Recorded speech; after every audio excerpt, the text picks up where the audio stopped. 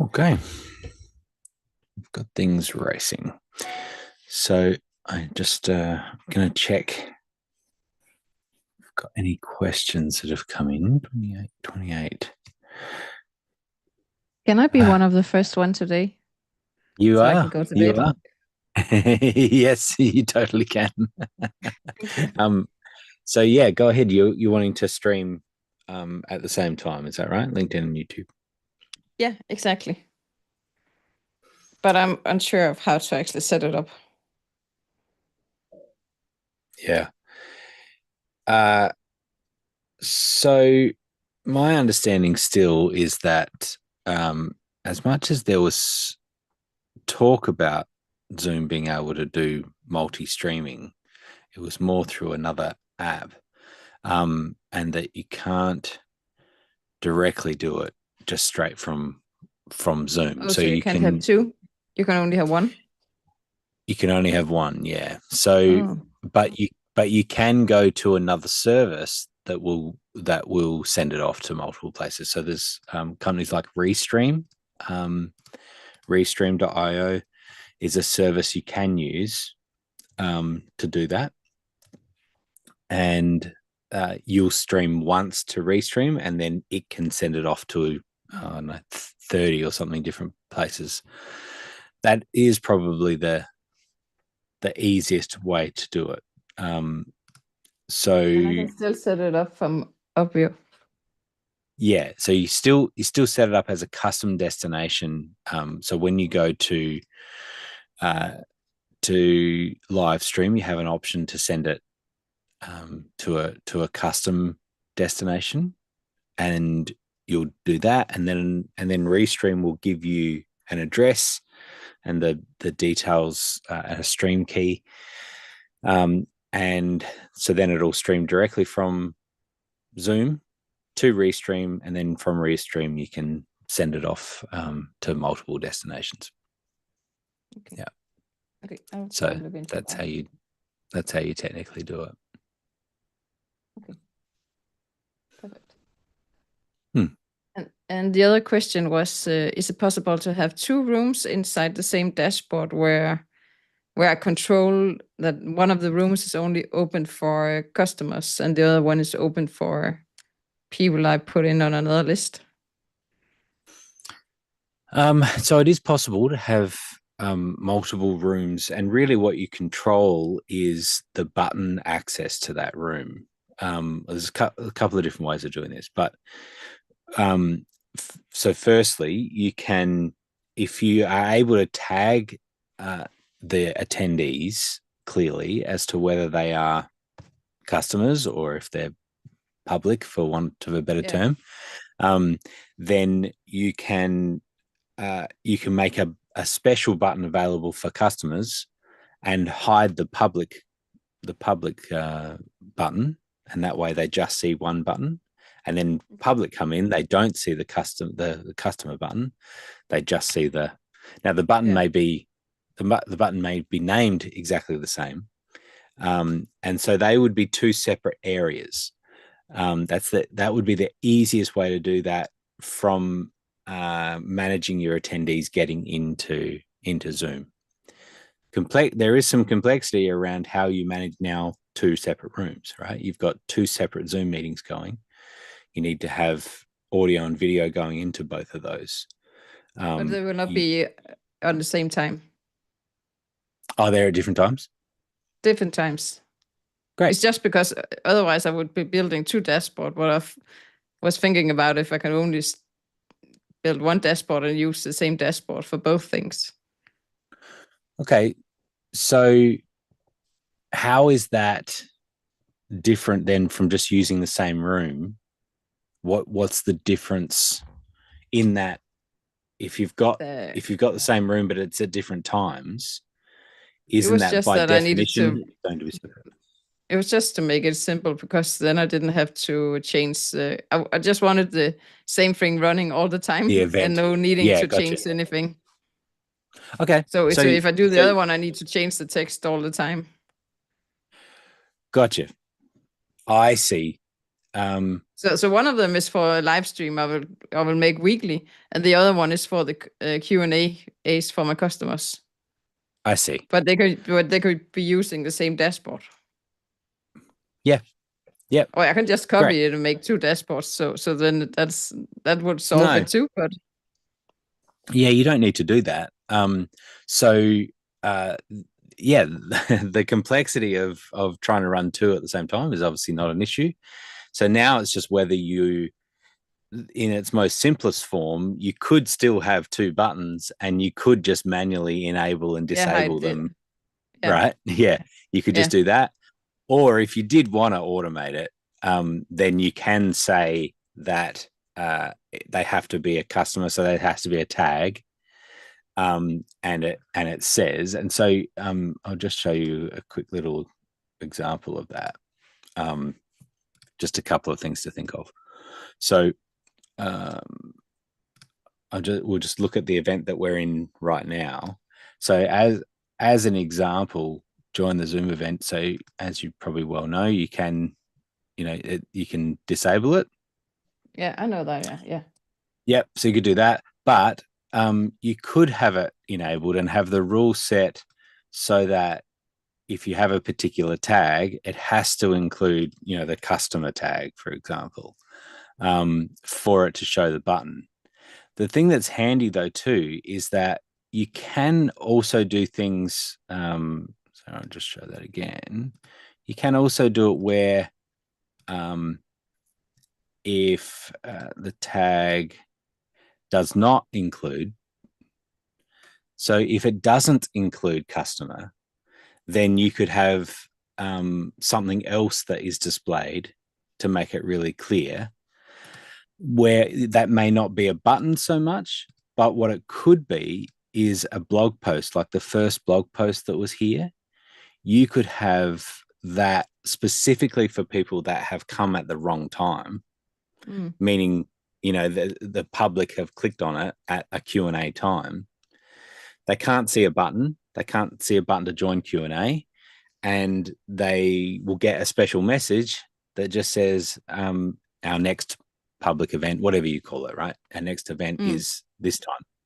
So it really is a completely different setup based on you just setting a rule that says that it does not include the tag customer, which is everyone other than customers. And now you've got a special message and you've customized your whole event based on, because people will click buttons, right, at other times, and they'll come back to it.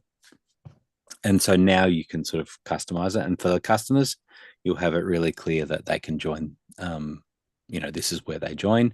And that little message will be hidden for customers. Is that all making sense? It makes sense. Yeah. Cool. So yeah, you can automate that whole thing. Yeah. And now you don't need to turn them on and off, because as long as all of your customers are tagged, then you can automate it. Yeah, then I could because that was what I wanted. I'm trying to make great. it as easy as possible for myself at the moment, building Fair everything. enough. So, yeah, perfect. Thank you. That was it. Great. Okay. Well, good night. Thank you. All right. Let's see what other questions we have, if any there.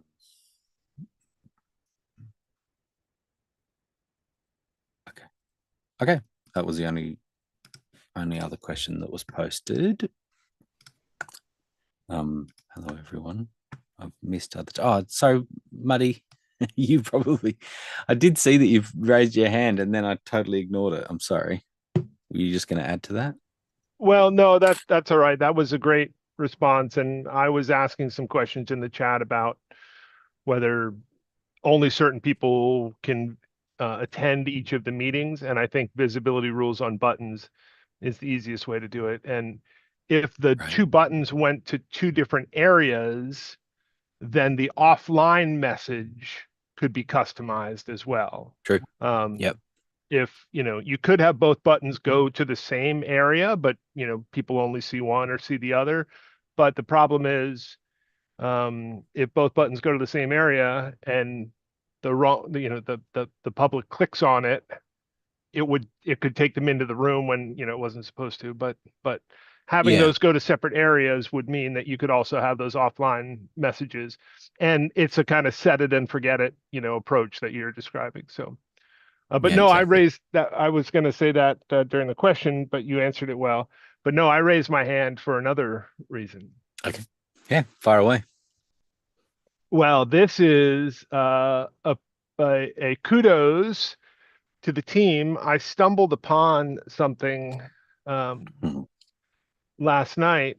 I was getting ready to write this long message about tracking add-ons and, the challenge with that.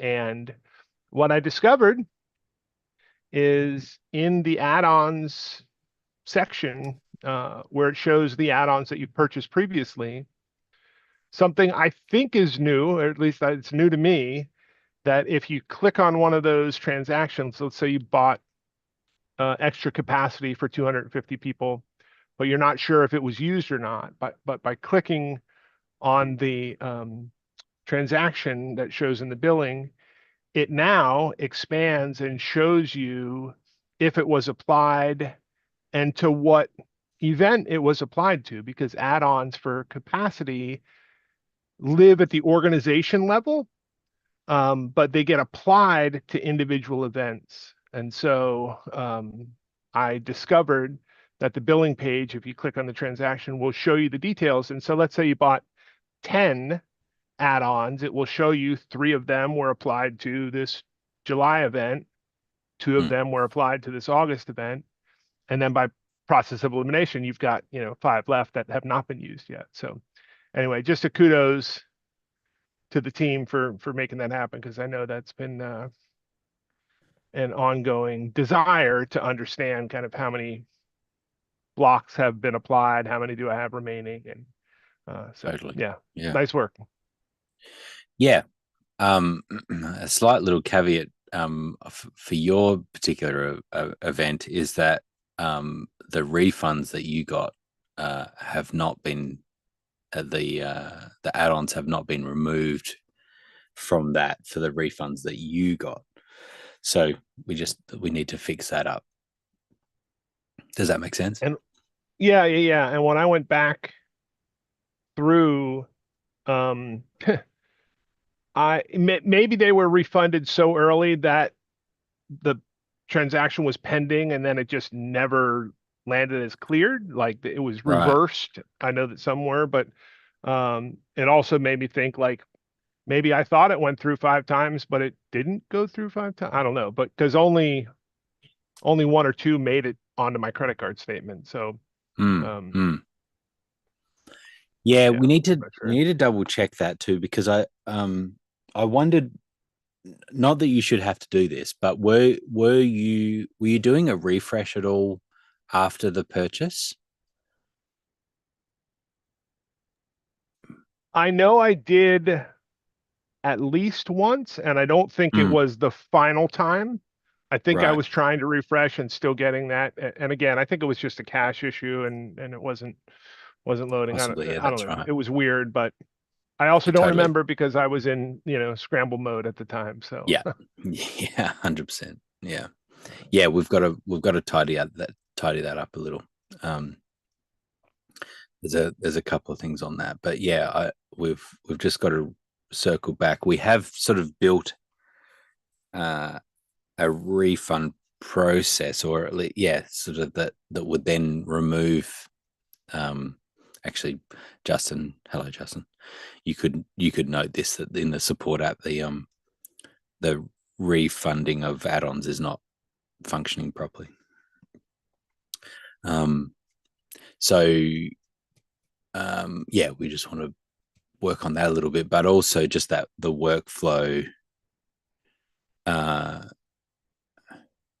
mean, ideally, I think of a world where you can pre-authorize add-ons, so that it'll just just auto charge it as it needs it. I was kind of thinking the same thing, like, up to $5,000, but only ring it if it's needed, right? That kind of a thing. So yeah, exactly. Yeah. I like that future you're describing. Yeah, I don't know it's how easy it is to implement, because now you got billing, payment engines involved and stuff like that. But I know it is a little bit tricky, and it's quite niche as well, as you can imagine. There's not hundreds of people that are doing events with thousands of people. So yeah. Yeah, but at least having a unfortunately the Stripe, I mean, it's all banks and processes and stuff, isn't it, that somehow they are able to instantly take your money, but it's very difficult to return the money.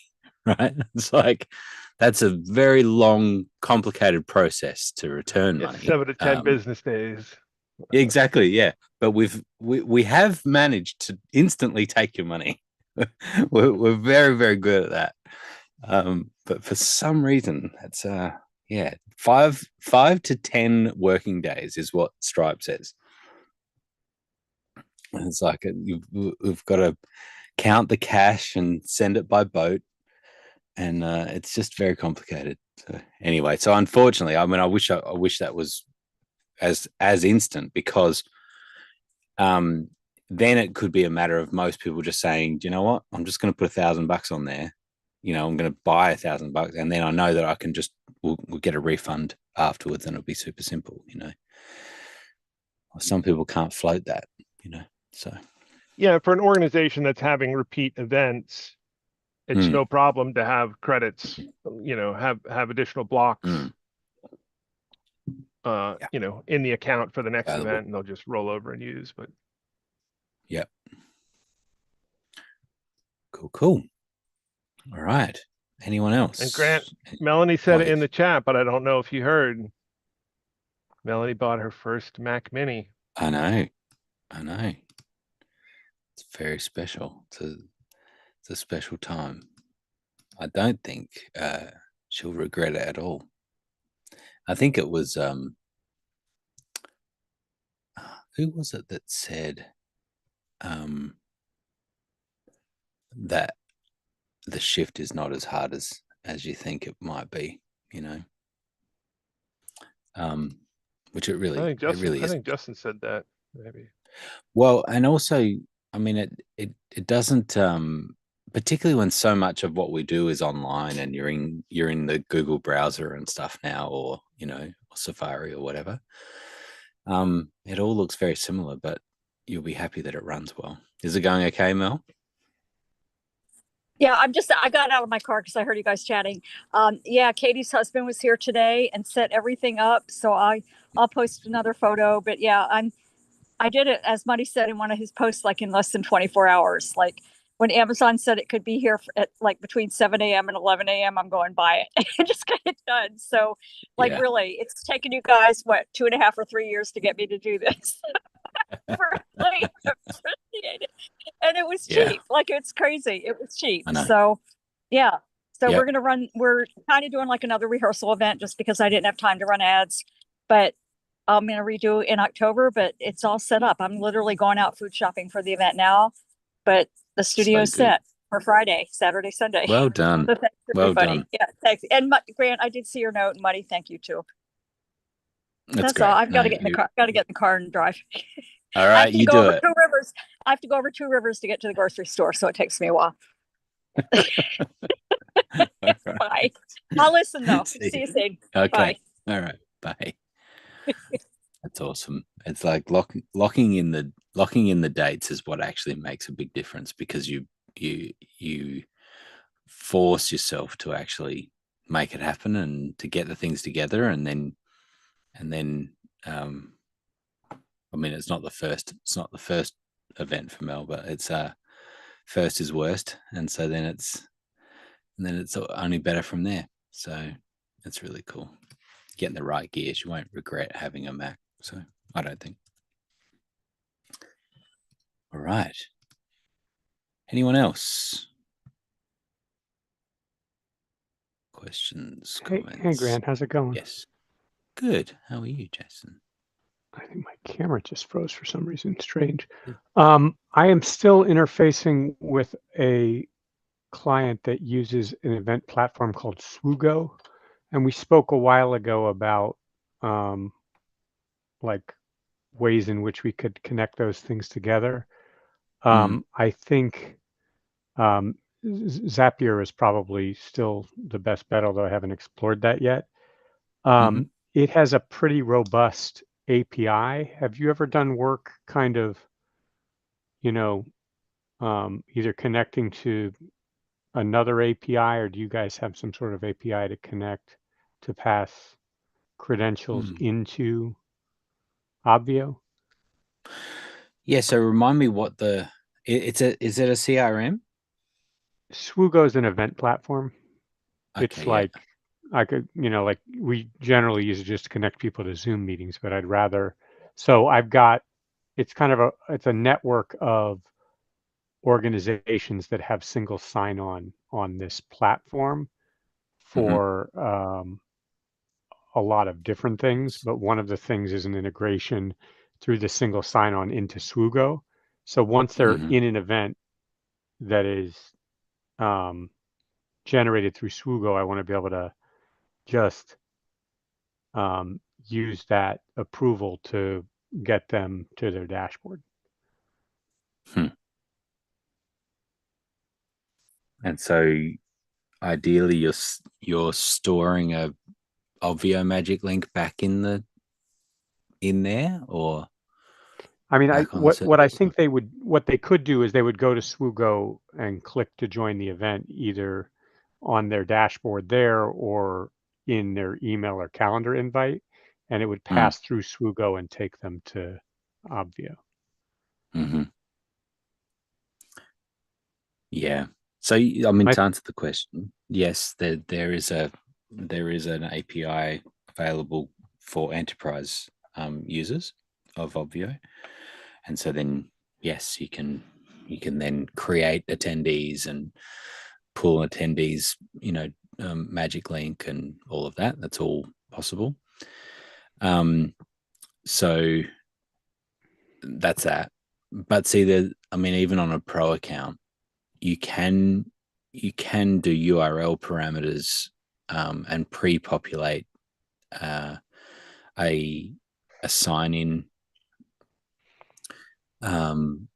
So like on a sign-up page, you can create a sign-up page with the first name, last name, email, and you could pre-populate those fields, and then just have it so that there's just the sign-up button or the join event. So it just depends on whether you want to go through to the dashboard of Obvio or whether you want to go straight into the Zoom meeting or the Zoom area. No, I think I want them in the dashboard. I just want to make sure that they're not having to store and maintain a second set of logins. Like once they're authenticated through the SSO into Swoogo, where I don't want to do event management, but somebody does.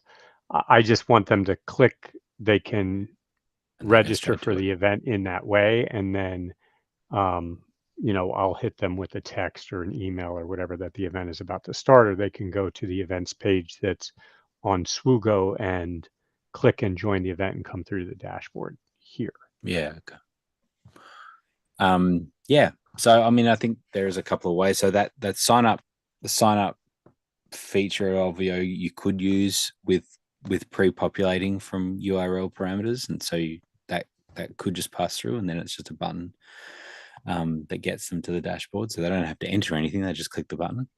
That's an easy way to do it. Otherwise, you could also do it with Zapier, like we said. So it's a very simple process that you're passing to Obvio first name, last name, email, and it's returning the magic link that you can then either store or you're just passing that straight through to the customer, to the user.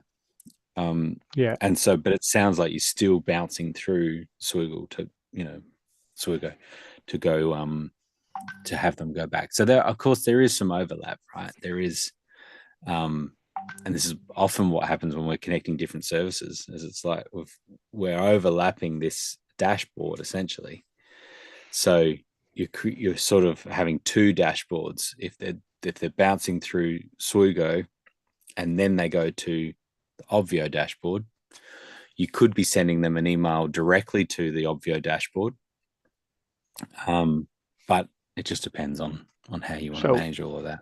If they're registered and then I have their email address and possibly mobile number or whatever, at that point I would just be sending them a magic link that will get them right into the Obvio dashboard, and we can pretend Swigo doesn't exist. I think that's yes, exactly. But if they wanted to log into Swigo, they could find the event, click on the link there, and then pass through over the API or otherwise. Yes. I have developers. I'm not doing any of this myself. But, no, fair enough. The documentation on the API on your side is in the knowledge base. There's a document that we can send that has some of that the basic API endpoints and how that works. Yeah. So you it's always a timing thing. So you just want to manage that a little bit too, right? So you sometimes there's a bit of a, if you think about it, if you're wanting someone to click a button that it then is waiting to get the link back from Obvio in that sort of real time. Most of the time it is, but of course, depending on lots of different variables, that can take a little bit of time. And so so storing it is great, like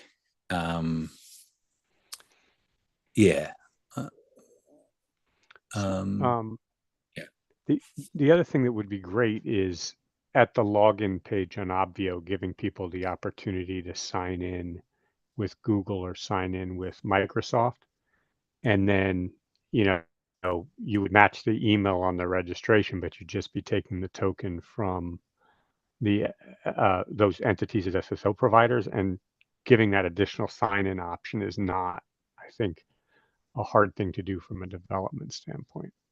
I don't know if you've ever given that thought, but if they didn't have a magic link and they went to Obvio to log into their event, they could have alternative sign-in options. Yeah, you've raised that before, and you're the only person that has. Right. And so it's not to say that it's not a good idea. It's just not a popular idea. So I think there is some value to that, particularly in the corporate world. What we find is in the corporate world that people are more likely to potentially pre-register people and have that if they're already expected to come, or they're essentially already registered because they need to come to this event or whatever, then they're pre-registered in an Obvio, and then you already have all the magic links, and now you're sending it and they're already not even having to log into single sign-on. They don't have to do any of that. They're just getting an email and away it goes. So it's as I say, it's just a lower priority because we just haven't had the demand for it. Doesn't hurt to ask. It was probably a couple of years ago. So that's Well, and maybe things honestly, have gone better. And honestly, we haven't had. There's not a lot of corporate, as far as I'm aware, a lot of corporates that are using the platform specifically for those, sort of larger enterprise sort of events. I'm trying to fix that for you, though. So. Thank you. I understand. I know. In trying to get it out there, I know. So yes, and that could be something that helps that. But I do think that I question that. I think that even though like a single sign-on is a more streamlined experience, ideally you don't even have to do that. And I think that's where we do that. Yeah.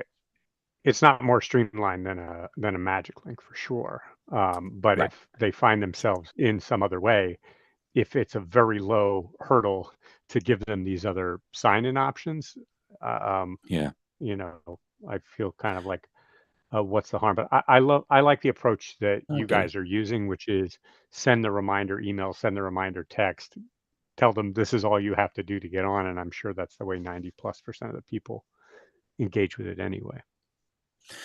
Yeah, I mean, we have a client that uses the platform for very large events. I think that, tens of thousands, and they manage their own portal in a kind of similar way to what you're talking about.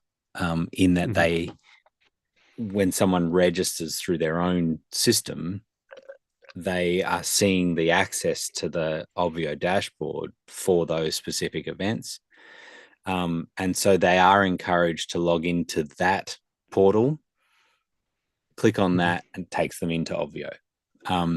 And if they happen to stumble across the sign up page or the login page of Obvio, they've got a redirect on that sends them back to their own portal, right? And so they're bouncing through.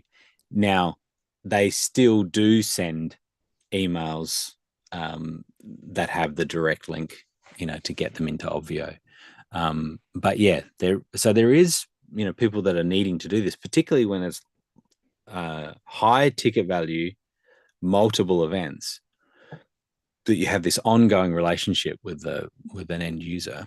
There is value in having a separate portal, a customized portal that shows everything that they've got and the access to that. So yeah, I do see value in All it. right. Well, that was very helpful. It was good seeing you in Vegas a few months back. Yeah. Well, yeah. I was, it's right. It was good seeing. It was thanks for the use of some of the gear as well that you had. That was fun. And Muddy, I just wanted to say I was checking out your website, and I'm a big fan of your work on the whiteboards. That's really cool. Amazing. I can't draw for anything, so I'm very impressed. Yeah, Thank you. We don't see enough of that, Muddy. Love seeing that stuff. You end up being behind the camera more than drawing on the camera, so to speak.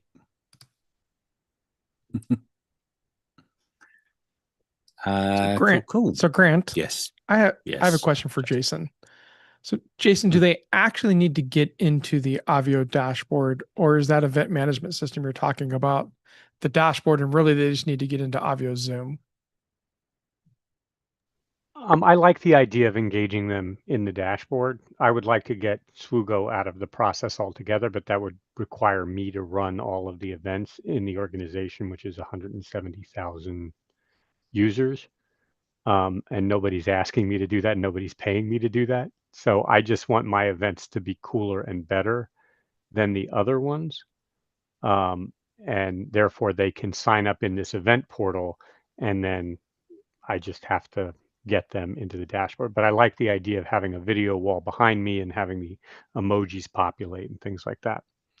What I really need is somebody who's an Obvio expert who lives in the South Florida area and wants to come work with me. That would be kind of the ideal scenario. But in the absence of that, I have to learn this and then teach it to the technical people that I'm working with in order to make it happen.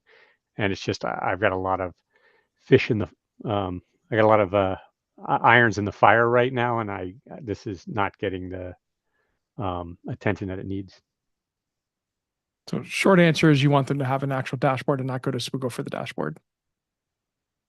Yeah, I want them to interact with the community that's in the event with them at the time, and I like the dashboard for that. Perfect. Thank you. I was like, you've got a lot of fish in the fire? I'm like, gee, that sounds like a problem. I was definitely mixing the metaphors. I just couldn't remember what the fish one was, so I had to go with irons in the fire. There's a lot of fish in the sea. I've got a lot of fish in the sea. You have your own fish in the sea? I think it's a lot. I think there's a lot of. I had a lot of fish in the fryer, which is like irons in the fire. Oh, there we go. But yes. Yeah, there you go. I was caught in the air and I wasn't sure which way to go with it, so I went with a different cliche. Grant, I know you don't get that in Australia, but that's huge here in the United States. That's right. Massive sayings. Mm-hmm. Irons in the barrel. Nice. Good one. All right. Anyone else? Oh, John. Hello, John. I'll take it. Take it. I have been hard at work, and I've put my program together and launched, and we're going to run the event September 18th to the 20th. And Good work. I'm really excited about that. I mean, it took like forever to get my landing page right, but I won't go down that path. Now, I'm doing all the marketing to sell tickets and things, and I think I have a pretty good idea of how that's supposed to work. How successful it is, I'm not certain. But when it comes time to putting the event on, I'm in that mindset right now, and it's a challenge because I'm a solopreneur, have never done this before, have no idea what to expect from any kind of attendance or revenue stream yet. And like I look at this and I go like, how is one person supposed to do this? Right? Is there a best practice anywhere or something of that? I mean, I can't be the only one that's like this. What specific aspects are you getting sort of overwhelmed by? The first one is managing the slides. I don't want it to be just a full-on slide presentation. I want it to be engaging, and so the slides are gonna there'll be a deck for each session module. And so switching those out, or do I load them all up for the whole 3-day event? I mean, I don't know. So I think managing those slides, managing any images, any supporting type activity, managing chat.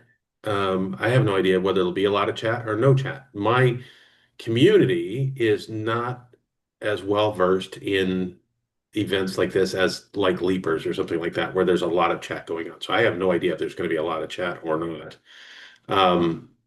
But it's just hard to manage chat and manage the audience and deliver a good performance. 100%. And so I think for me, my own goal is just to do the best job that I can. And so spending some time now trying to figure out what I might be able to do better or differently or anticipate challenges is how I'm going to be able to make it better then. It's great. Really good. Tell me what has been your experience in delivering this, perhaps in person? Have you've done that sort of thing in person before? I have not done a 3-day event in person. Okay. I've done events all day, half day in person, but no more than 1 day. So tell me what a 1-day event looked like in person. How did that work from a tech point of view?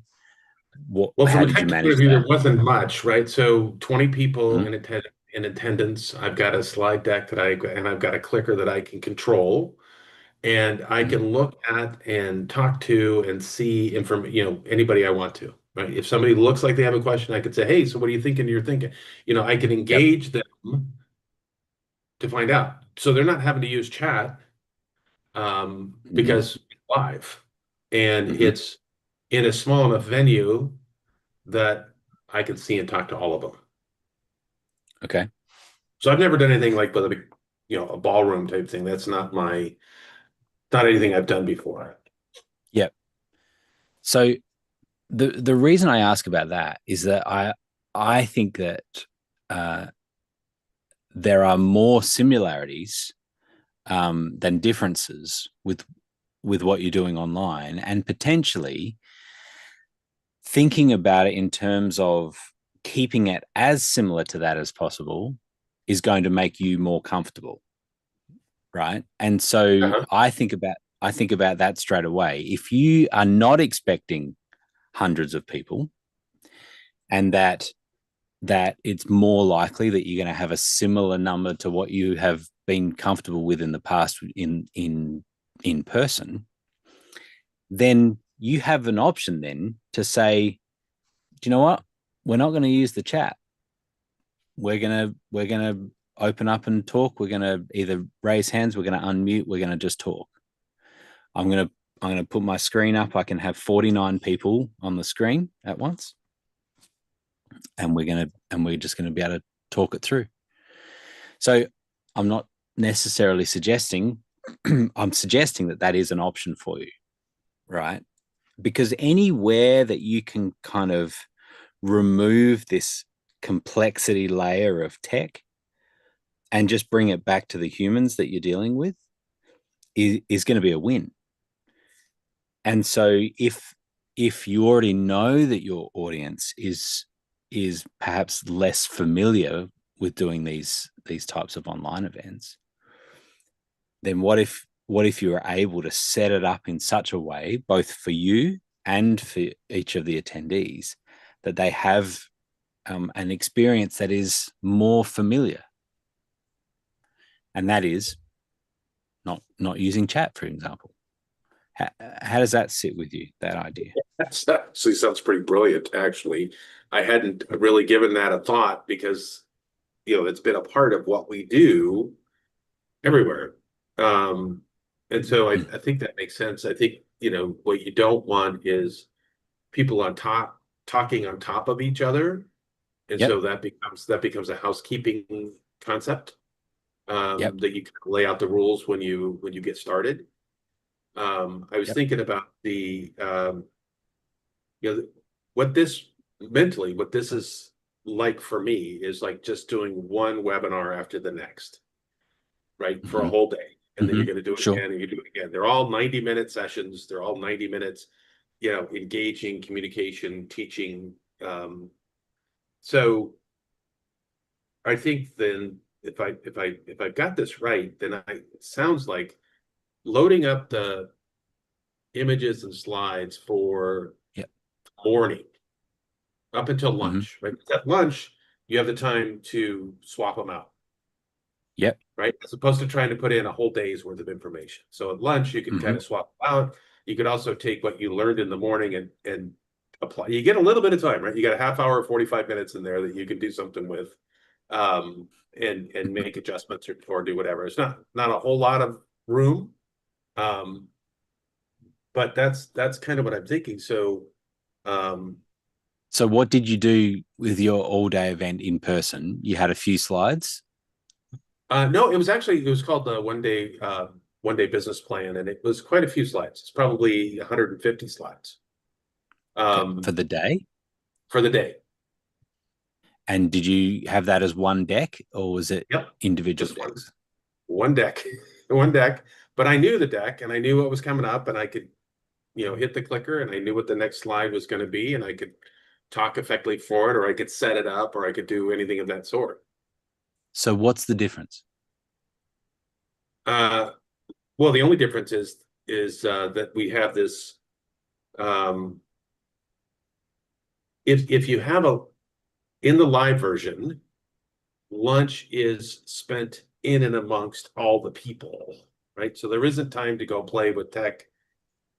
It wouldn't be a good idea to go play with tech and not engage with the people that are there, because it's a free floating time to create relationships.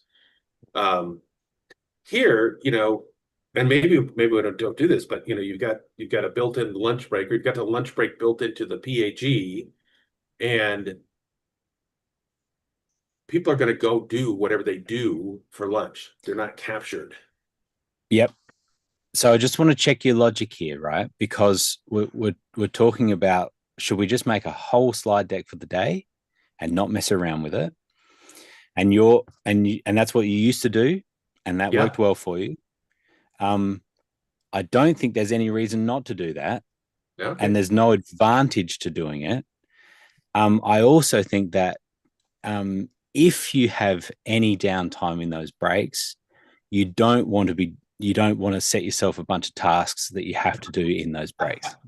Okay, right? Fair enough. Yeah, no, I agree. Yep. I just okay. Part of me because is wondering if there's so we got to go from open screen, to the shared screen, right? That's a function that has to happen. Mhm. And so, I can just step up and Maybe. make. I'm sorry. Maybe, as in, there is a world where you share your screen at the start of the day and you leave it sharing the whole day. Because you can teach your attendees. Let me demonstrate. Okay, so I'm sharing now, right? Now, you as an attendee can play around with that view as much as you like. There's ways of, you can go up to view and you can do side by side. You can resize it. You can click on it to change it so that I can just see you, or I can just see the slides, or I can see both. Are you sort of getting that? Are you able to play around with that a little? I'm getting the fact that it's possible. I don't necessarily know how, and I'm trying to listen to you and not necessarily play around. So I'm up at the top. I've got standard side-by-side speaker, side-by-side gallery. I don't see where I get to change the size of the screen. Not certain I know how to do. Yeah. So have a little play. You can do potentially one thing is, if you double click on a picture, for example, it's gonna push this to full screen to make sure that Zoom is full screen. Yes. Right. And now your options change a little bit. Muddy, you want to jump in here? It's a little bit there on the layout. Yeah, so the way that I often describe it is so the normal default view when someone is screen sharing is that there's a small video above the screen share if you're using just kind of regular one screen version of Zoom, which is what most people are using. But as Grant said, if you once someone is screen sharing, when you click on the view button, where normally you would switch between gallery or speaker view, you now have more options when someone is screen sharing. And when those options include side-by-side speaker and side-by-side gallery view. Once you choose that option, there is now basically an imaginary line between the screen share and the cameras and the videos. And in the middle of that imaginary line, there's a little handle. If you hover your cursor over that little handle, it turns into a hand, and you could, or a double-sided arrow, and you can click and drag how much of the screen shows the slides and how much of the screen shows the videos. And when I have wanted to teach audiences how to do this, I actually have recorded just a little video showing that, right? A little screen recording. And I just pop it on the screen and say, hey, and just narrate through as I just did. But it shows them then an example of what that looks like as well. And then it gives your attendees a lot of control over how they experience the event and how they experience. Because normally I would want the slides and the speaker to both be very visible. I don't want the slides to take over the whole screen and the speaker to just be this little tiny camera. I want this typically, I want a more balanced view where I see the speaker nice and big along with kind of the slides. And so the side-by-side view really does satisfy that. What Grant is saying is, as I hear it, is taking an extra 5 or 10 minutes to help orient your audience and train up your audience and how to set their screens is worth the investment because it can simplify your delivery, because you could have your slides up all day and you would just have a slide that says break or, something like that. You don't have to be starting and stopping your screen share, so it doesn't take you out of the flow, right? I mean, the thing for the speaker is you're at your best when you're just kind of fully connected and not having to worry about all the tech as well. And so I think that's, to me, the take home message that I'm hearing from what Grant is describing. Yeah, I really like that. I appreciate that. I did test it. I saw what you're talking about. So that was pretty cool. And again, just in the housekeeping model, educating them on, and I think that's a whole lot of the opening sessions. Like, this is how this thing is going to work. Really is. Yeah. And do you know, John, like, this is just like a full disclosure. This whole area is something that I'm really interested in, which is it's coaching people. It's kind of like a tech coach, but it's less tech. It's more coaching in the sense that there's a barrier, almost a mindset that happens where it's like, this is very difficult. It's very complicated. There's too much to do, and I'm destined to fail because of this whole thing, right? Because it's just too much. And the interest for me is that helping people see the similarities of just getting back to human and using the advantages of some of this, and seeing that as a big advantage. There's so many advantages with us doing it online as opposed to in person.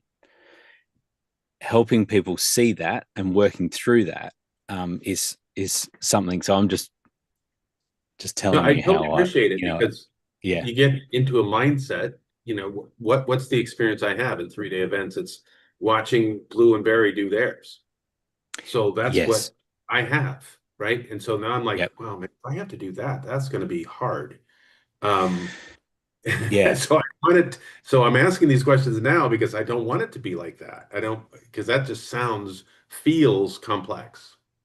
That's right. And I think that's a trap as well.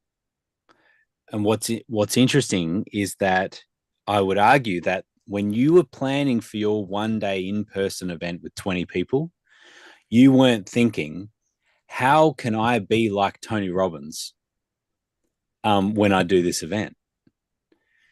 And so when it comes to us doing these virtual events, let's apply the same logic, in that I'm not trying to be someone that I'm not. I'm not trying to act like this is a virtual event with 10,000 people in it. I'm going to best serve the people that come by me being who I am. And so I'm going to do this the way that makes most sense for me, and I don't create any barriers between me and the people that I'm interacting with. And so removing any cognitive load that you have is really important, because as much as you might say, I have a spirit of excellence, I really want to do this really well, I want it to be great, and so I want to achieve all these things to make it a really good event. I want the slide deck to be amazing. I want all this stuff to work really well. In the pursuit of that, you can compromise the whole event, and people can see that you're distant and you're distracted and things aren't working, and you end up with train wrecks because of this cognitive load. That what happens is you something goes wrong, and now it's a snowball, and now the whole thing is just it's just grinded to a halt, just because you couldn't get your slide deck to share. And now you've lost your train of thought. It sounds what? Frightening. Right. And it is. and to have it all fall apart and have it be a train wreck, that is like my worst nightmare. Well, right. And because the train that you were on was educating people.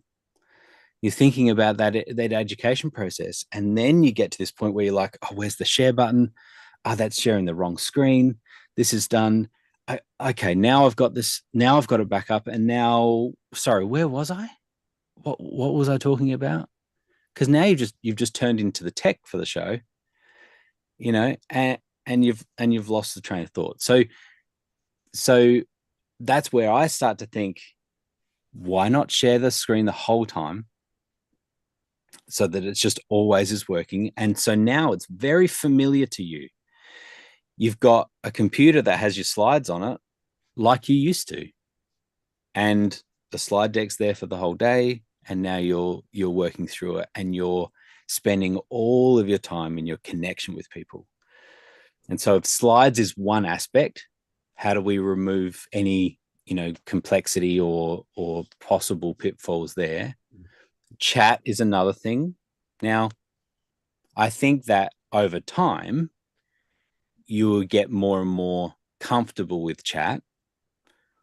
Although I would always say that having someone now it can be a team member, but it could also be a volunteer, and it could also be a volunteer who is a participant. Hey everyone, we've got 20 people here today. The chat is going to be going great, and I really want you to be engaging in the chat. Can I have a volunteer who can keep an eye on the chat, and I'm going to give you permission to unmute anytime and just jump in when there's something important that needs to be pulled out of the chat. Is there someone who's willing to do that for me? Now you're like, okay, anything super important in the chat, Muddy's going to jump in and say, hey, John, just want you to know Jody just said something really important, and I just wanted to jump in and make sure, because ideally you're going to get a volunteer who is happy to do that, and they're a bit more extroverted, and they're going to do it, who is going to be an advocate for the introvert who is never going to unmute and try to interrupt you. So now you've got chat covered into a process that works really well for you. And that is, I'm assuming, you would prefer to be interrupted and have a conversation rather than just feeling like you're constantly going and 100%, and losing. 100%. Because when I'm in front of 20 people, I can see if what I'm talking is landing. And if it's not, I can reach out. If somebody raises their hand, obviously I could call on them. Or if somebody just looks at me with a confused face, I can say, what do you think about that? What are you thinking about right now? I can reach out and engage them. Again, in person, I can see that. And I think can see it here too, right? Although it's the first one, so it's still kind of wrapping my mind around all of the things that I can do. But I really appreciate this is the best practice that I'm talking about. This is what I think is necessary for first timers. Sure. Yeah. And that's why setting the expectations, like, what are the priorities? The priority is that people connect with you, that people can see that you are an expert in this field, and they really get that really comes across. Is it imperative that they see the slides? Maybe, but it's more important that they've got a really good connection with you, because that's going to keep them coming back and sign up and whatever it is, right? Because they've made a connection with you. And so everything that you do, you want to make sure that is in service of the connection that you have human to human. Because we inevitably get into this place where we're like, this color will look way better, and how about I spend more time on it, right? And it's like, what if I can make this? Is that 28 or 32? Yeah, I hear you. Yeah, and I have seen the worst slide decks that have communicated incredibly well, right? And conversely, probably more often, I've seen some really great slide decks that were just not hitting the mark. As just an example of the tech. And so this, ideally, this is really helping to have a sense of, yeah, what are the priorities? There's a million things that I could do. But at the end of the day, how do I make, Bob Jane know that I'm his guy? That at the end of the day, he really knows I know my stuff and that I'm able to communicate it and that we want an ongoing relationship. So to your point about you working in a room, that I think that works. And for 20, you can do pretty well with, picking what's going on for people. I think that there's an advantage, even with the 5 or 6 of us that we've been doing this with. I glance around all the time and I catch a grimace or something from Justin, or a slight shake, or I was like, not quite, or a nod. Jody's been doing the same. There's been some things that I've said and there's been a nod here and there, and there's like a smile and a whatever, right? It's all visual feedback for me. And so you will be exactly the same, because you crave that. As you're talking, you want to see that people are engaging and they're getting it. And I think just over time, you get more and more practice with that. It becomes like everyone's in the front row now. You've got a really good view of everyone. And that's also the importance of that housekeeping. I wouldn't minimize that housekeeping at the start. I would use it as an icebreaker, a way of people getting familiar with how this, what's the way that the whole days are going to work. It's like, all right, before we do anything, before we rush into a whole bunch of content, I just want us to breathe, to get really comfortable with the tech. No doubt some of you are a little bit like, this tech is too much. It's too confusing. There's too much in front of me. I don't know, the best ways of doing this. Let's just slow down and get it. Because if we get this right, we're going to be really efficient.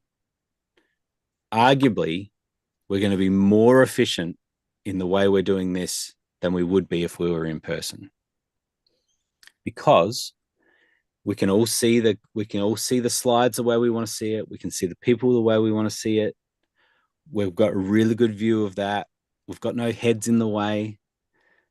No one's coughing behind us. There's no distractions here. We're locking in, and each of you. So go. Well, I mean, so I want to just bring up the next challenge, right? So when I have a group of 20. Okay. I can break them up into groups of 4, right? Okay. And I can just, you 4 work together, you 4 work together, you 4 work together, etc. So we use breakout rooms to do that. Yep. In this feature. And is there a simple way to do that? I don't know, or is it just use the way that the breakout rooms work? I don't. Yeah. Share, so please. Let me hop in for a few of these things. First thing I want to say, John, is I think you're overthinking it a little bit, which is getting you surprised. Yeah, which is getting you a bit into the worry state of how do I do all of these various things. You still have to do the things, but I think you've got that soundtrack a bit in the head of, oh, it's really complicated. Oh, I've got to have a certain standard to do it. And the reality is you don't necessarily have to have the certain standard. You just have to know how to do it, which comes from practice. So one of the things I would encourage, if you have a phone that can join Zoom or an iPad or a second computer, start your Zoom meeting up, join with multiple devices, and play through the stuff that Grant's talking about. See what the screen share looks like in there. See what the different things that you're talking about doing look like. Open a breakout room from your computer and see what does it look like for all the other computers. And that's the way you're going to ultimately get comfortable with all of this stuff. It's the same exact way me as the tech person gets comfortable with it. The thing you don't see, or my clients don't even see when they hire me, is all the pre-work I'm doing, all the testing I'm doing, all the setup, making sure that everything is still working right, that Zoom didn't change something, that I know if I push a certain button, it does the thing. You have to do that same prep if you're the person that's doing all the stuff. And so I would encourage you to join all those machines. That's how I practice it, or get some Appreciate friends to that. join on Zoom to practice it. And I'll eventually come back to the breakouts for you. Yeah. But for the chat stuff, it starts with you, honestly. If you have the interaction and you're asking them to do things, they'll interact with it. If you don't ask them to do anything in the chat, you don't ask for the engagement, I can pretty much guarantee you your event attendees won't just magically be throwing things in the chat. You may get one or two that's their MO, that they just use the chat all the time. But the majority of people, if you never ask them to put anything in the chat, if you never ask them to raise their hand, they're not just going to do it. So you have to plan that into your content. When in your content do you want to ask them to raise a hand, to put something in the chat, and note what is the thing I'm going to actually ask them?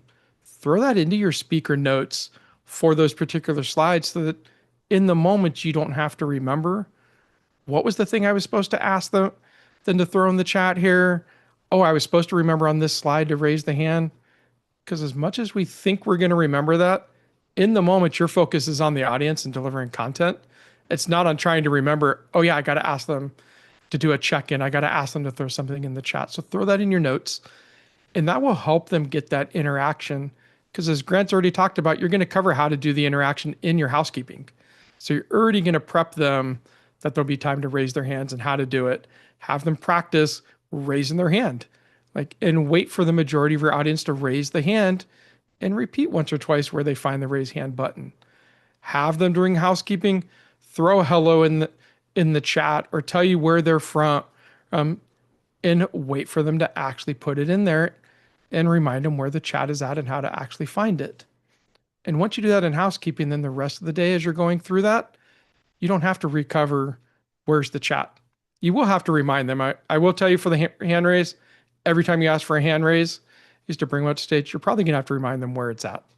Inevitably, there's always one that can never find it, but that's an easy script to remember. So that'll help you with your interactions for sure. Now, breakout rooms, since that was your question. Just when you do the breakout rooms, do an automatically assign, don't assign the co-host, and just recreate them each time. And so whoever happens to be in the event for the number of people that you want in the breakouts at that time, just let Zoom automatically put people together there, and then just remember to hit the recreate button each time before you open the breakouts up so that they get a new set of people. Because the problem with virtual that you don't have in person is you never know who's going to be in the room when breakout time comes. So if you're trying to put the same 4 people, say, together for the whole day, you may get to a point where there's only one person out of the 4 left in the room. And so then you're scrambling to try to figure out, where do I put the one person? So just when you click the breakout room button, you'll see some options that says automatically assign. Pick that option, tell it the number of breakout rooms, and go with that each time. Okay. Well, good. I would much rather worry now, 3 weeks in advance. Exactly. Than yes. And practice. Well, Since you have an open practice. Exactly. And you'll notice when you open breakouts on your Zoom, there's going to be some options in there. Like, do you automatically move people? Do you let people come back to the main stage? When you close the breakouts, do you give them a timer, like a 60-second countdown that shows up? So you can practice what all those options do when you got your phone or iPad or other computer or friends on that practice Zoom with you, and see what do the different options do. And obviously, if you have questions, you have the Obvio Facebook group. You have, because you're in Leap, you have the Leap Facebook group. You have Leap office hours. You have places where you can go and post questions you got that come up as you're doing practice. Yeah, as I'm doing here. Exactly. Popped up another one when you said timers. Is there a recommended timer model? Like, we're going to be gone for 5 minutes, takes a 5-minute break. I mean, that's when I see timers being used. two places there's actually three places I see timers. Sometimes they'll put it at the start of the show so that you know when are you actually starting. And none of these are required, by the way. Sometimes I'll see it when you give an exercise, like we're going to take 2 minutes and you're going to fill out this page in your workbook. Sometimes people throw timers up on the screen. The breaks, sometimes there's timers there. Sometimes people also put a screen up when they're in breakout rooms that has a timer so that people know when the breakout rooms ends. None of those timers are required. Or if you don't have the tech to do it, I wouldn't worry about trying to throw a timer inside of PowerPoint. And if you can find a video for your exact time that you want, then you could throw it inside of PowerPoint. The problem with throwing them in PowerPoint that you most likely will encounter is for things like breaks, breakouts. If you decide that there weren't the time that you wanted, maybe the break is now 10 minutes instead of 15 minutes because you're running slightly behind, your PowerPoint slide is going to have a 15-minute timer on it. So there's no way for you to go, oh, I want to shorten it or I want to lengthen it. And so for you, I would just skip the timer. 5 left here. Yeah. I would just honestly, for what you're trying to do for this first event, I would just skip the timers. Just put in your PowerPoint slide, like starting soon. That's up when they come into the event. Put an exercise slide in there with what they're supposed to be doing for the exercise. Put one in that you can go to that says breakouts, so that if somebody happens to join your event while a breakout's going on, they know what's going on. Throw a break slide in there. And throw a slide at the end of the day that says, see you tomorrow for the first 2 days. And the third day says, thanks for joining.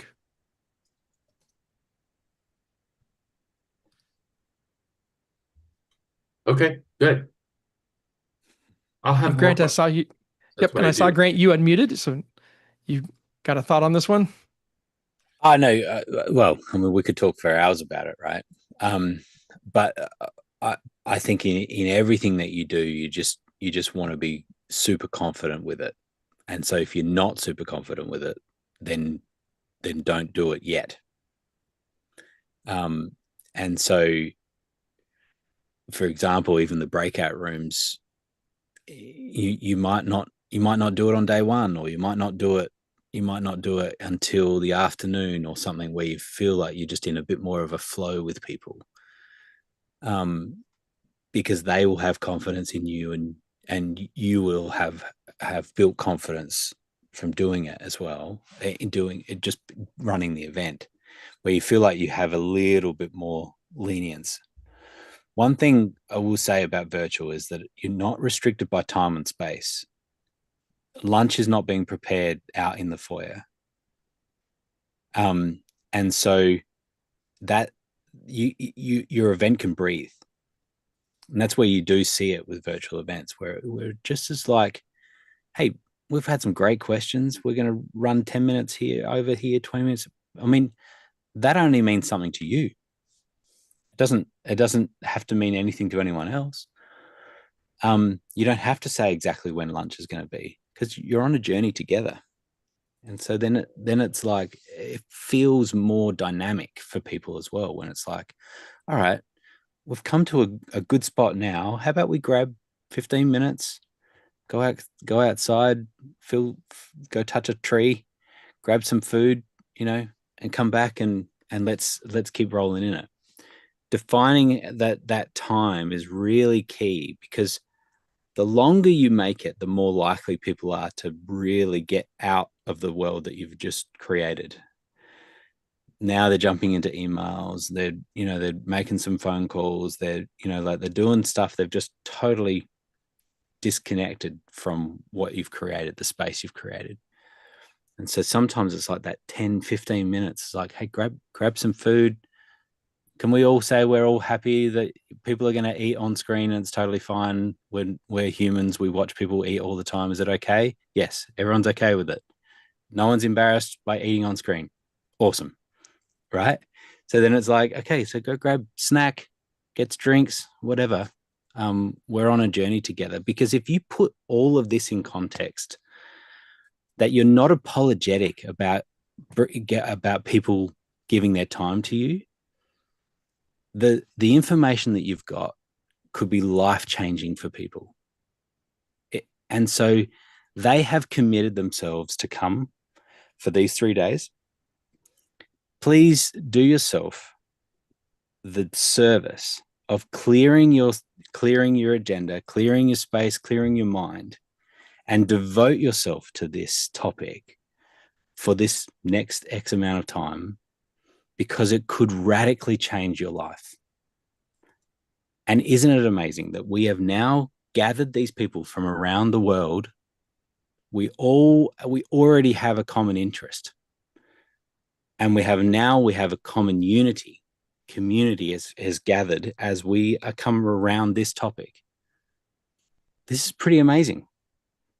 And so I'm not apologetic about it. I'm not like, oh, do you think I could have an extra 20 minutes?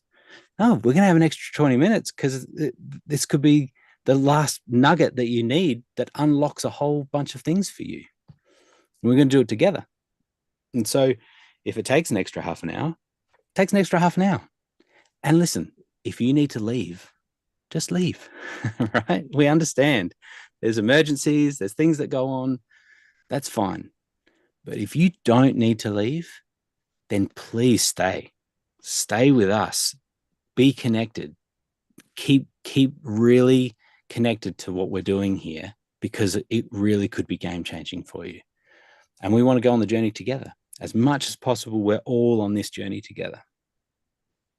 See how setting up like that now means like, man, I'm not like, oh, I've got this thing. I'll probably just kind of have it on the side, and I'll keep doing some work here and there on some other things. And I'll probably have to skip this session because I'll take this phone call and I'll whatever. And it's just like, I'm just going to half-ass this thing, like I'll just see what it's like. Call that out right from the start. Please don't half-ass this. We don't want any just people that are along for the ride, that are just kind of observing. We would prefer that you are not here at all than for you just to be sitting back and observing. Everyone that has chosen to be here has chosen to be here for the right reason, and they're fully engaging. I would rather have 2 fully engaged people than 10 observers. So are you engaged now? Are you ready to lock in? Put your seatbelt on. We're doing this for this day, for these 3 days. Let's do it. Are you all committing right now? Let's just call it. Or have you got too many other things that are going to distract you, and this time is not the time, and maybe you need to sign up for the next time? Can you make that decision right now? You see, like, I get passionate about it because I've seen it. I've seen people's lives change through virtual events. And when you can set up a housekeeping like that, man, the connection you make instantly with people is just like, I am in. Like, we can do this. See how there's, and now I wasn't worried about time. Not worried about time at that point. You've committed. It's one of those things that you have to call that out, because when people did it in person and they flew there and they got a hotel, they've already cleared their schedule. Whereas they're less likely to think like that when they do a virtual event. Oh, right. Yeah, I can just take that phone call. I'll have my email open, and I'll be available, and I can take some text questions here and there. And you're just like, let's decide, everyone. Close your email now. Put your phone on silent. Let's lock in. And then we will have some moments where we're like, okay, it's 10 minutes here. Double check you haven't, missed that the house is burning down or whatever it is. But then let's come back in and lock in again, So anyway, clearly I've got on a soapbox about that, but it's because I believe in it, right? And I believe in you, John. I believe you've totally got this. You totally got it. I appreciate it. All of it, you've just given me some understanding of what I didn't understand before. So, and again, for somebody that's a newbie, I think I know there's a lot of new people in Leap. Yep. They got to be wrestling with the same stuff that I do. Yep. Yeah. There hasn't been any organization around this at this yet, but I do encourage you to reach out to fellow leapers and just say, would anyone be willing to attend my event? And I'll do it I'll do it in for your event. Yeah. Yeah. Sure. And we'll just help each other. And I can be the chat person, or I can, give me co-host in Zoom, and I can just keep keep an eye on things, but I can just have you back. So I'm sure, someone will, and then you do the same for them.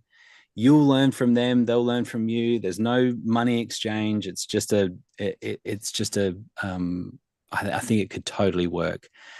And it's just someone you can lean on. You see on these every now and again, just being able to throw to someone gives you just a little break, as well.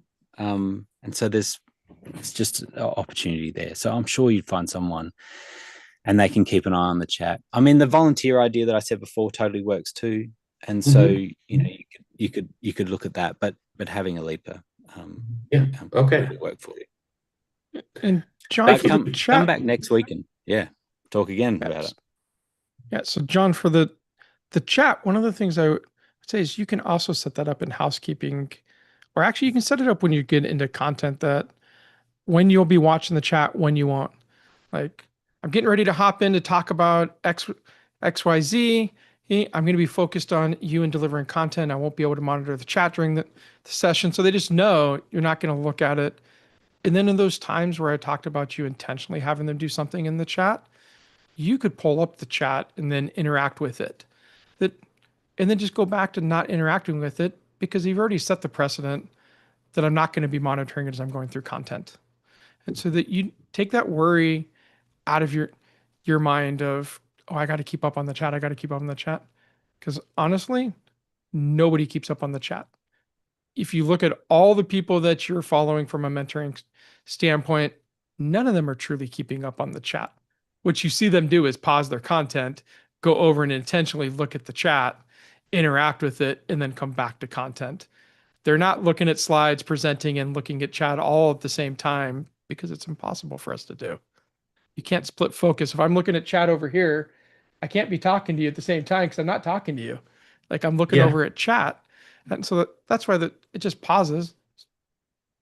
It's like, oh, John, I see you put this in chat. Like, and you just do that intentionally with them, and it helps set that up. So as you can see, the housekeeping section is important for how you set those up, how you set up what you're going to do in the chat. And that's why you see so many presenters before they talk go, oh, for this session, I'm not able to monitor the chat as I'm presenting. If you have questions, and there'll be time to ask them later on. So I ask that you hold them until question time, so that you don't have to try to go back through the chat and find the questions. Because let's just be real, you probably won't. If you get people interacting in the chat, it'd be too hard for you to find it. So just tell them there'll be a Q&A time, and they'll hold their questions for you. And then another tip I wanted to give you for your housekeeping is, when you're going through like how to use Zoom and the chat and the raise hand, a phrase that I find that really helps kind of disarm the attendee that's in Zoom all the time, that's like, oh my God, they're not going to really go at this level the whole event. And we tell a lot of people when they come through our tech checks the same thing. Think, hey, we're going to go through some stuff in Zoom and how to use Zoom. Yes, I know some of you use Zoom all the time, but Zoom's always moving stuff around. And I just want to make sure that everyone knows where some of the stuff is that we're going to need to use during the event. So if you're already familiar with it, just bear with me. We're just going to spend a few minutes going through it so that we can get everyone on the same page and everyone can have the same experience. But that whole phrase of Zoom's move stuff around all the time, like, we find really disarms some of those people. Are like, oh my God, I know where the chat is. I know where the raise hand is. I use it all the time. And what we find for those people, funny enough, is most of them actually don't know where like the raise hand button is. because they normally are running Zooms. They're not normally attending Zooms. And so they're like, oh, I use it all the time. Yes, as an event host, where as the event host, you never raise your hand. You're the event host, but as an attendee, you may raise your hand. And so just having that little disarming statement just goes a long way to keeping people on board, making sure that they feel like, oh, no one left behind. Thank you. You're Sweet. welcome. More questions, but I'll come check in again. Yep. Yeah, I know, and I'm sorry if you're like, I just came and I just wanted to ask a couple of tech questions, and suddenly I'm getting coached on all this other stuff I didn't ask about. Well, So, it's all good. I am not complaining. okay, good. All right. Well, yeah. Keep coming back and asking more, and we'll work through it all. Yeah. And then one last thing, just to make sure you saw it, John, in the chat, I posted a link to an article that Zoom has on their support site that walks through all the different options for the breakouts, what the different options mean in there, so that you can peruse through that to understand how it really works before you actually go and even play with it, because there are lots of options. I got it. Thank you. You're welcome. Jody, you've been very patient. That was great. So helpful. And I'm just going to say my kids are coming home from school, and I have an injured dog who's been cooped up, and they're going to want to see her, and she's going to want to see them. So sorry for any interruptions. Okay. But this has been really great. And I want to start showing up more regularly. I have an event coming up September 25th, and it's our second event. And we've had our 6-month programming on, and we've been using Zoom and have not used Obvio. And last time it was getting close, and Blue recommended that we just stick with not using Obvio with what we know. And I'm kind of leaning that way now and just listening to this conversation because I feel comfortable, and I'm not sure I want to introduce the pressure in just this short time span to figure it out, and just maybe having really mastered it this year the way we've been doing it, like really just go in confident with that. But I wanted to come in today and see if that was the right thinking. And I also wanted I wanted to ask a question too about what's entailed in setting Obvio up, and if my assistant can do it or if I would need to do it. Those are my. I take the first stab at this one, Grant. Mm-hmm. So, Jody, the first question I would actually ask is, what is the ROI that you're looking for the attendees to have and your team to have by using Obvio? Making sure that there's a purpose other than we should use it. Like, I love Obvio. I use it for all of my events.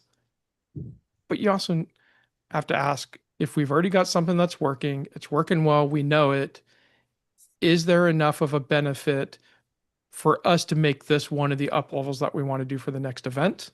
Or do we have bigger fish that we need to fry as part of our up levels for the next event? And if the answer is yes, we want to go Obvio, there's a big benefit, then if it's your first dashboard, or being a leaper, Blue will build your first dashboard.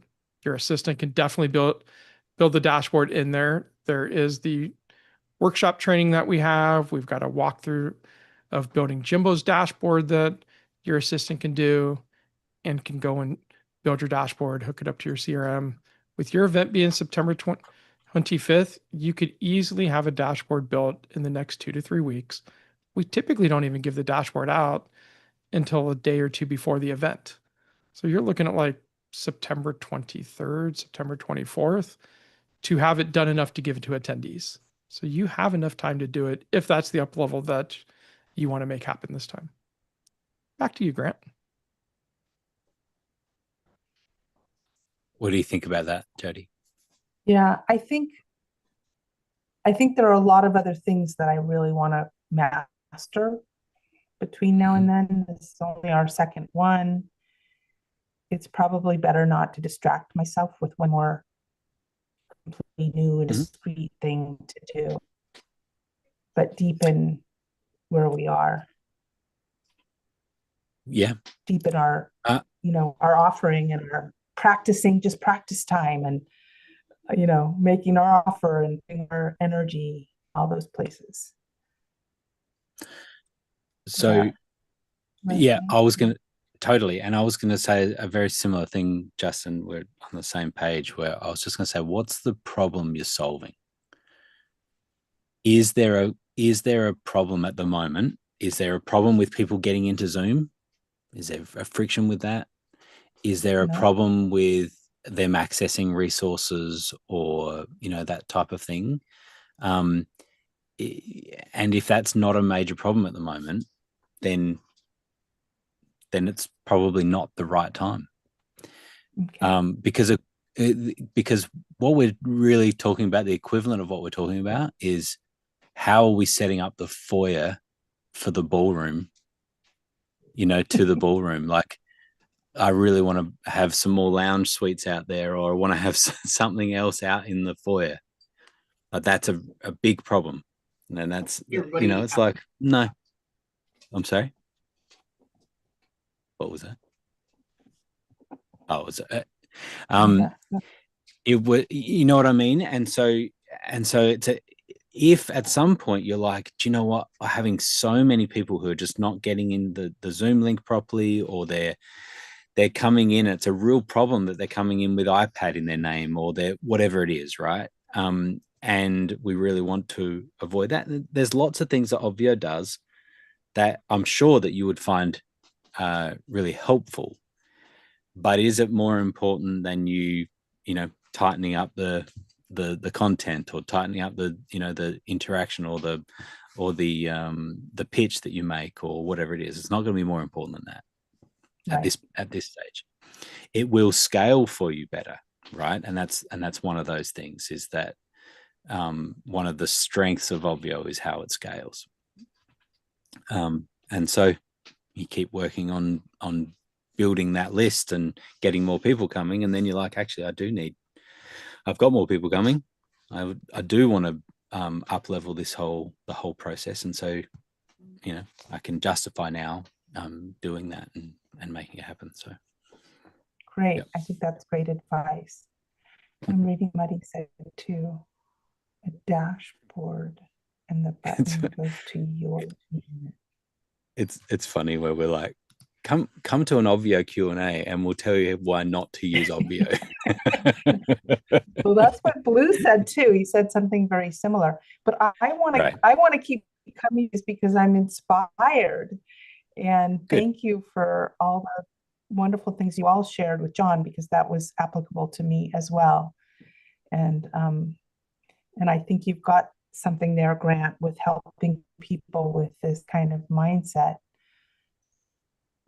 around. Yeah. Nice. Yeah. And I'm going to use your script to get everyone on board thing of the day. So thank you. Yeah. It's an amazing way to set it up.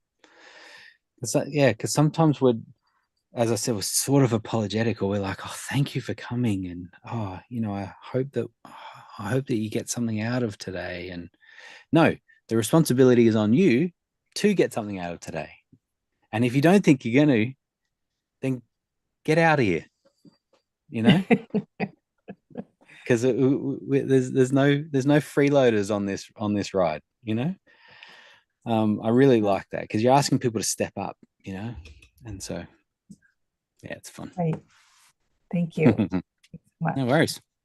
Hope your dog gets better soon. Thank you.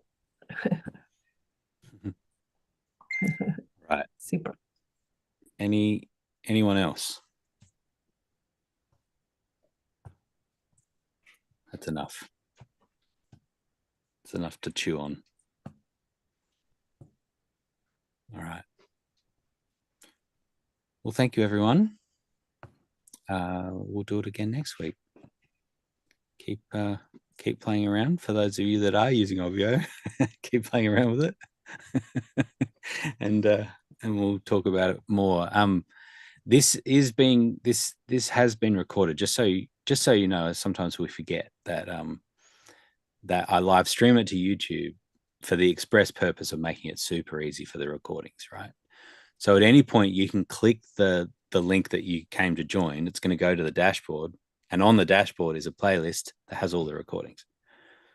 So if you're struggling to sleep, then you could put on this recording and listen to me harp on, and it might help you drift off to sleep. But the point is that you can go back through and you can scrub it through, and you know, if there's something that you might have missed or wanted to go over it again and think about it some more, then do that. And yeah, and John, have a think about some of the specific questions and things, and any excuse you can create to have 3 or 4, 5 people that could join in a meeting. I mean, leapers as well, right? Like in some of the groups, just asking 4 or 5 leapers to hang around and join your link, so you can play around with breakout rooms and test how the screen sharing works and things like that. Like that's invaluable in the time that you've got. So, all right, we'll call it. Thanks, everyone. Bye-bye.